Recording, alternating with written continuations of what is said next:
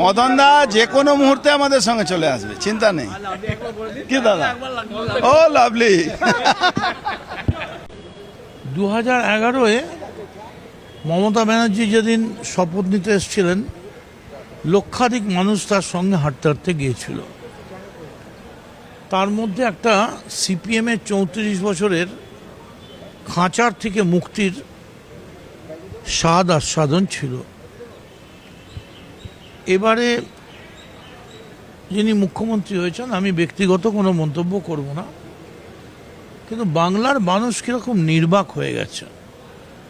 কোথাও কোনো উচ্ছ্বাস আনন্দ, যারা জিতেছে বা যারা দায়িত্ব পেয়েছে, জিতেছে থেকে দায়িত্ব পেয়েছে বলা উচিত, তারা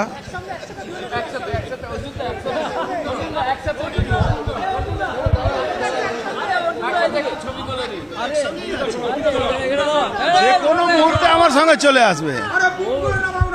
মদন দা যে কোনো মুহূর্তে আমাদের সঙ্গে চলে আসবে, চিন্তা নেই। কি দাদা? ও লাভলি। তো বাংলা কীরকম চুপচাপ হয়ে গেছে, এবং আমিও খুবই ব্যক্তিগতভাবে মানসিকভাবে ভেঙে পড়েছি। যেমন একটা বিধানসভা যেখানে মমতা ব্যানার্জি নেই,